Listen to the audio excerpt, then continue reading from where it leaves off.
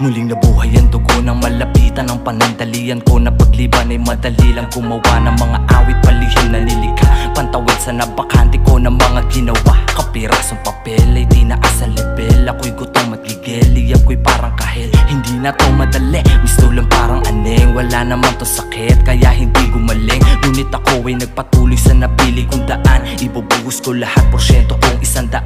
Bumpapan malamang laman ng sulatan, lamang ang may alam sa may karanasan. Bagsakan at payo ay nasabay na sa tibok na puso at isip, nang minsan ay hindi na mapigilan mabago. Musika ang siya sagot kung ba't pa ako narito, itutugon ko sa tanong kung hanggang saan maaabot.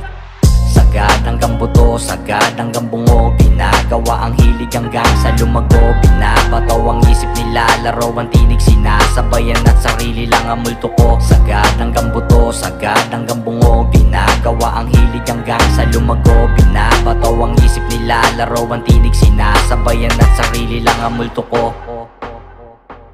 Sa pagpasok ko ng pinto, tila hindi mapahinto. Marami diyang gusto maging pero takot na mabigo. Wala ka pang matututunan kung hindi pa nalito. Tandaan, ang oras natin ng mga ginto, kaya labanan mo ang takot. Sumabay ka lang sa alon, sumabay ka lang sa hangin, maglakbay sa mga nayon, lumipad at magpadayon. Sa iba wag magpalason, simple lang to gumalaw. Enerhiya pinayabong, mistulan ng mundo, ginagawang palaruan. Nilalakbay gamit kaluluwang bilad na at lutang. Sa pagtuklas at napakarami ng nasilip, gamot ang mga letra ko sa mga makikitid. Langon-lango sa titig ko, bas lang nananahimik. Binulabog ko na lang ang natutulog ko, nahimik. Katunayang kasarapan ko ba sa panaginip at naglalakbay anino kung sa iba sumisilip. Sagad hanggang buto, sagad hanggang bungo, ginagawa ang hilig hanggang sa lumago. Binabato ang isip nila, laro ang tinig, sinasabayan at sarili lang ang multo ko. Sagad hanggang buto, sagad hanggang bungo, ginagawa ang hilig hanggang sa lumago. Binabato ang isip nila, laro ang tinig, sinasabayan at sarili lang ang multo ko.